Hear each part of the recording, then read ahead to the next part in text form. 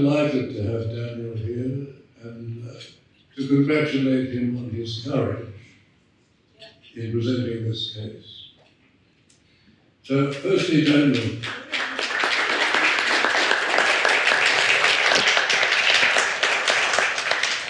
And thank you for acknowledging what is significant. And before I go any further, let me say that in relation to the book, The Danial State, which Jeffrey Copley has written, this is on sale at a discount tonight. It was signed and it is a limited edition.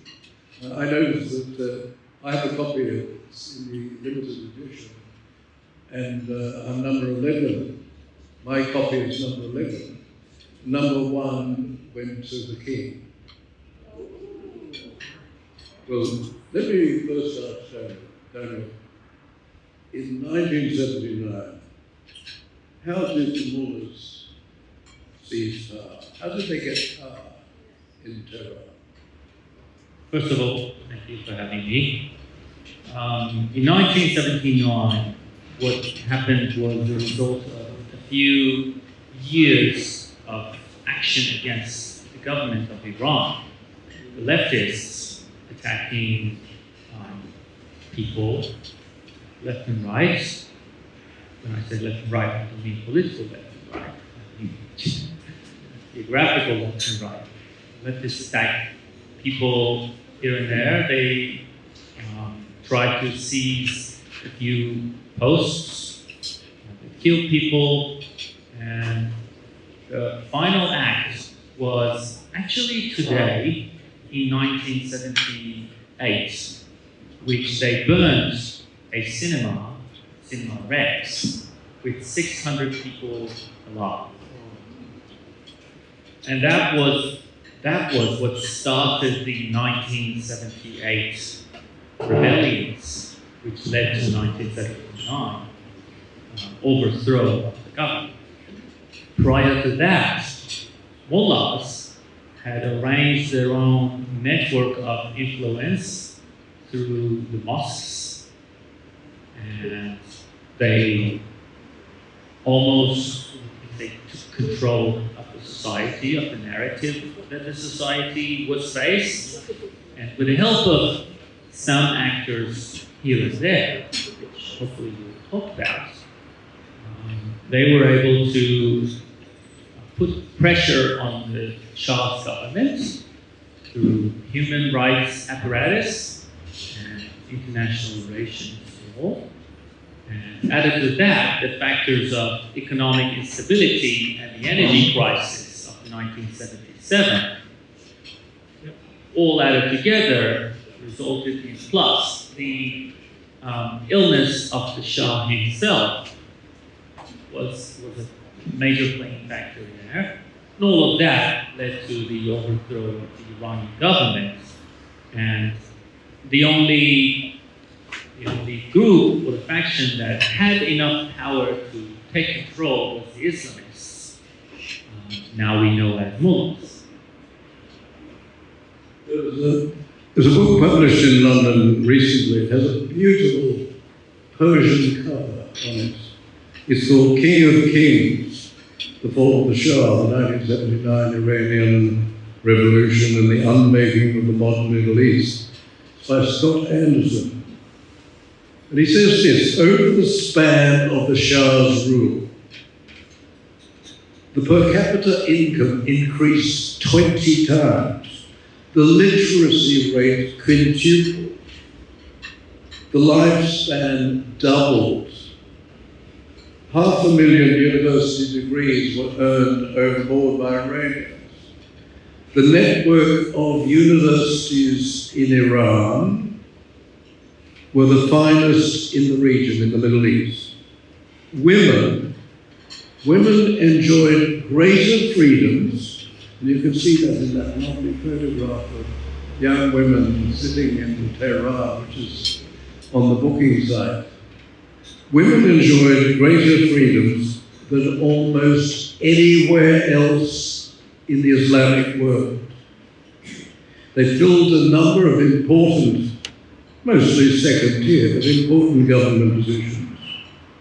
Special protection was given to the minorities, to Jews, Armenians and Assyrians, so much so that they became the greatest defenders of the Shah. Very few Iranians looked at the situation in 1977 and could argue that they were worse off than because of the reign of the Shah Reza Pahlavi. So why did the revolution occur? It's a great question. One thing that he might have missed in that book is that women actually took the ministerial role as well. We had Minister Farahul Parsa, which was executed in Islamic states right after the revolution. But why that happened, we can look at a series of events leading to the opposition to the Shah himself, to the government of Shah, constitutional monarchy.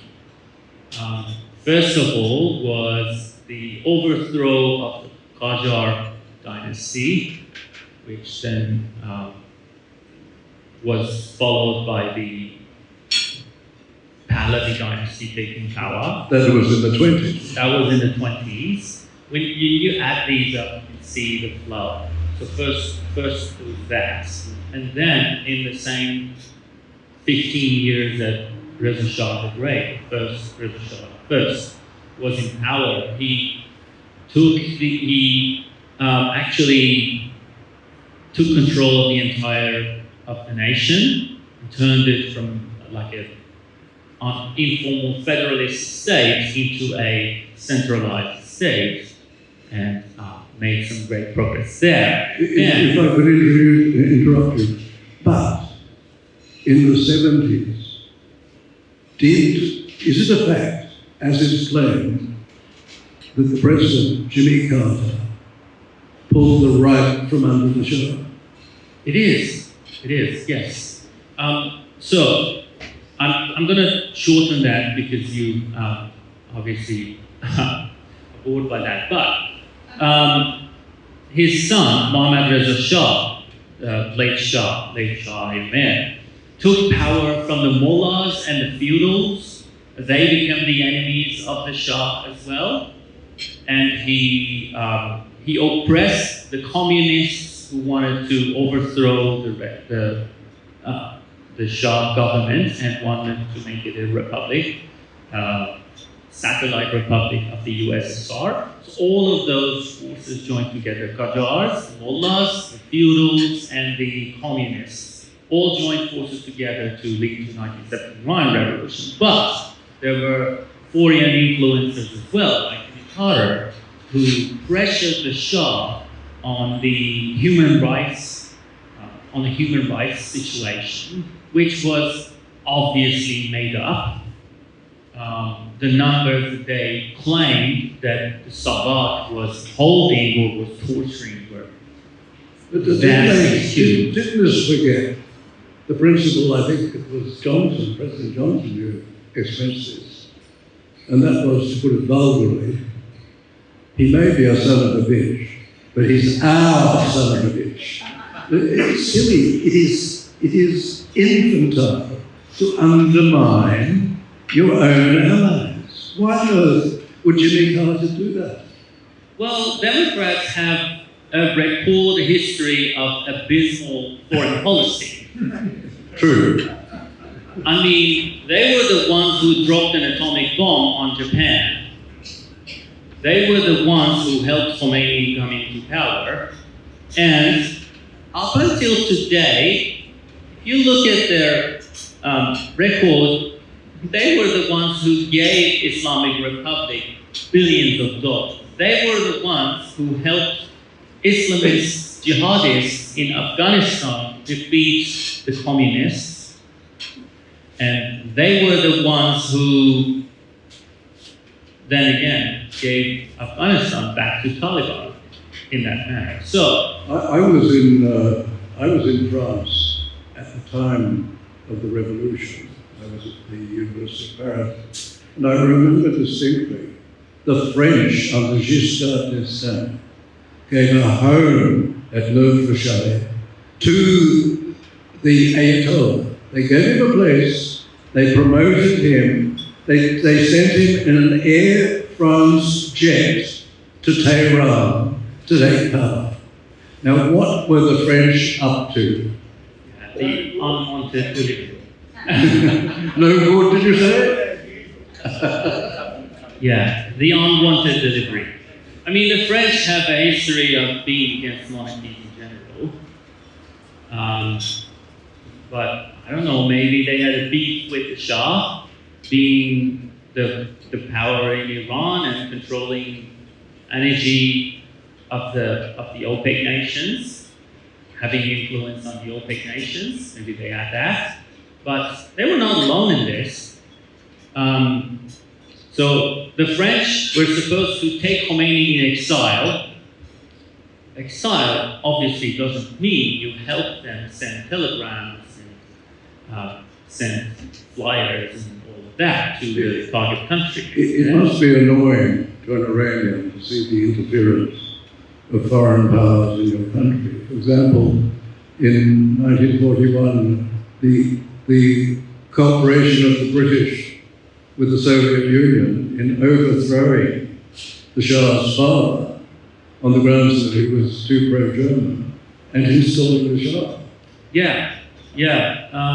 That was an unfortunate event, I would say, unfortunate turn of events. But it did ensure that the Shah came to power. They didn't. It was probably better. No, they didn't. They wanted to turn Iran into a republic, as opposed to what you might think. It was Farouqi, the prime minister, who insisted on Iran staying a monarchy, and the crown prince, then crown prince Mohammad Reza Shah, to take the oath and become the Shah. I don't like interrupting you all the time, but wasn't the ultimate problem in the revolution that the Shah would not fire on the crowds? He would not have the military take action to shoot those who were revolting against him? You can frame it that way, but if you look at the things that he had at hand, he didn't even have a riot police. They just started importing batons and tear gas in late 1978. But by that time, they didn't have enough capacity to fight the protesters on the street. And Shah was not the man who would rule on blood. He said that very explicitly. And Queen, Her Majesty Empress Farah has said that as well. He didn't want to rule like that. He was very cautious of the historical judgments. Would it be true to say, and we're moving on to the present Shah, he was the crown prince, but he has been declared the Shah, would he be the most identifiable person in Iran as a potential leader for a change in the regime? He is. As the lead speakers mentioned, people in every nation need something to find a sense of belonging to. In Iran, now that the national sentiment has been awakened again, people find Shah as the symbol of that national identity, because the late Shah and the current Shah, Reza Shah II, show that they love the nation, they love the people, they would want to advance the nation to where it belongs, and they want prosperity and peace with the neighbors. They don't want war or anything like that. So any other person who has showed up in this circus of opposition, I would like to call, has been somewhat pretty much the same as the mullahs. They were either communists or Islamists or a combination of both. The only person who doesn't belong to the same apparatus of fake opposition, and who has been the opposition to this abomination since day one, is Reza Shah II. Now, Reza Shah II has announced a plan of action, has he not? And does this not involve the Iranian people deciding on whether Iran should be a constitutional monarchy or a constitutional republic? Yeah, he has announced plans of action. By referendum, that would be a referendum. Yeah, and one part of that plan of action is running the referendum. And I quote his words, "For one last time, where Iranian people can make the decisions for themselves," which is between restoration of the monarchy or continuation of this republic. During the first term of President Trump, he imposed sanctions on Iran, which almost brought down the mullahs. Is that not true?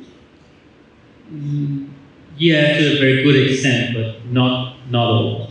And his successor restored the money. The money was paid back to Iran. Vast amounts of money went to Iran, including extraordinary amounts of cash.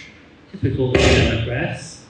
But this is extraordinary because this would keep in power a regime which had two great sayings: death to Israel and death to America. Yeah.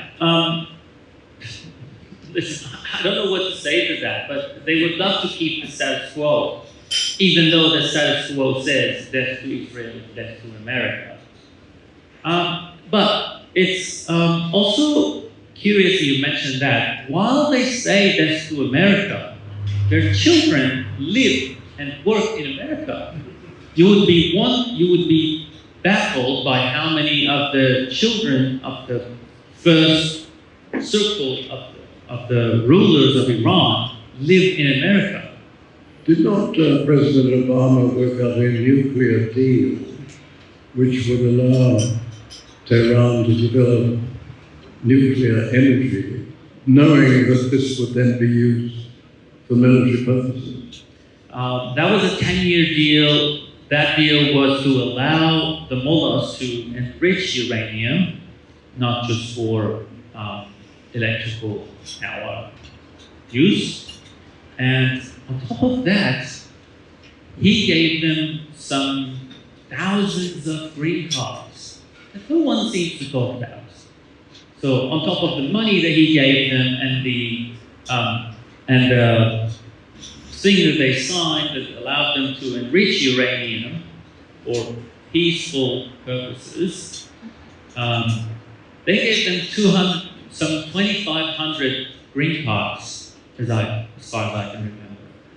As I understand it, what the Shah, Reza Pahlavi II, is proposing, that there be a referendum on the form of government, that there be some sort of what we would call a constitutional convention, an elected constitutional convention, to work out the terms of the new constitution. Or would it be the continuing old constitution?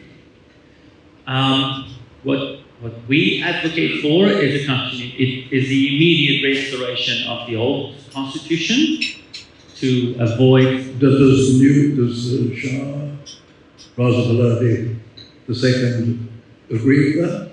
He has never opposed that. So he has took the oath and he has stayed faithful to the Constitution, and he has held himself responsible against the Constitution. He is doing his responsibilities to the extent that he could. But in today's international politics, democracy sells. So you have to say people would want to choose for themselves. I'm pretty confident that people will choose monarchy. So our proposal is to immediate restoration of the previous constitution, and if they choose to continue with the republic one way or another, it goes into the same state that it was before. You say our proposal. Is there in Iran, and particularly in the overseas Iranian communities, is there a movement, Iranians for constitutional monarchy?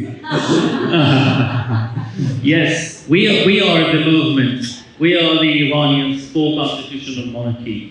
There are many individuals inside Iran and outside Iran. I've just seen videos a few days ago of people announcing that we would want the restoration of constitutional monarchy, and we would want Reza Shah II to come back and to form the government. In Australia,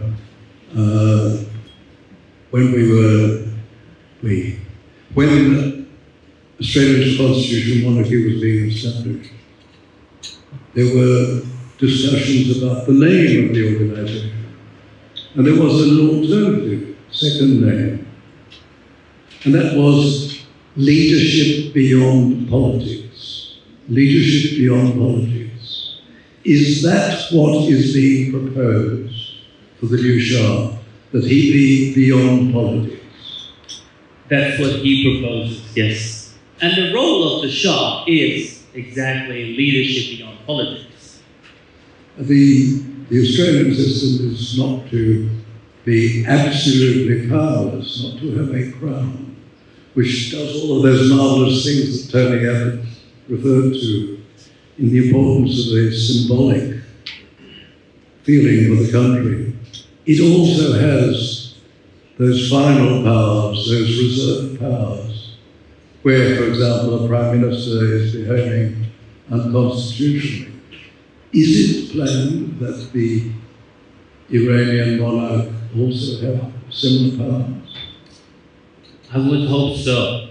And according to previous constitution, there is. And Reza Shah II has insisted on keeping the spirit of the previous constitution, restoring the spirit of the previous constitution, which would give the Shah reserve powers. Something similar to what happened again on this day in 1953, where Shah constitutionally dismissed Mossadegh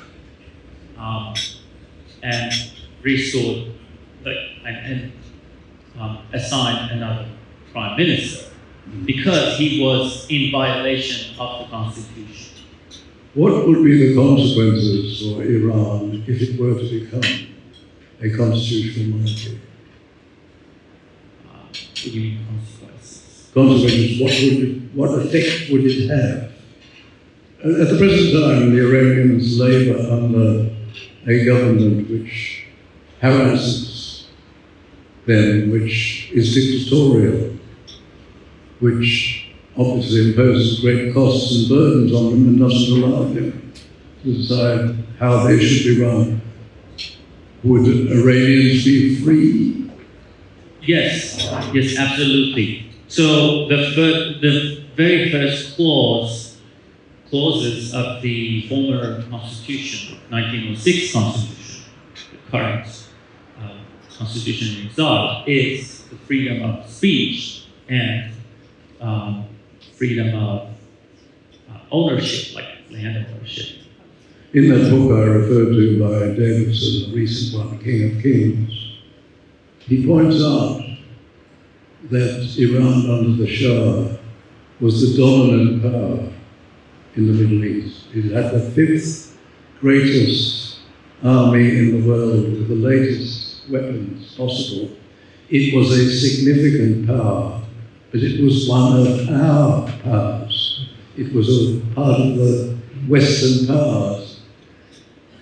At the present time, the government of Iran is a government which, through its proxies, supports all of the troubles in the Middle East. Houthis, Hezbollah, Hamas are almost all totally funded from the oil revenues which the Iranian mullahs have got their hands on since Trump since Trump's first term and Biden took over and they handed back that wealth.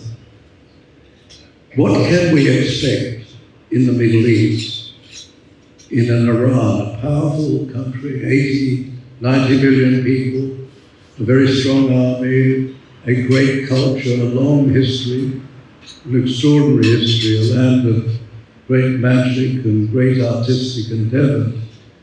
What would be the change, do you think, in the Middle East by the ascension of such a power?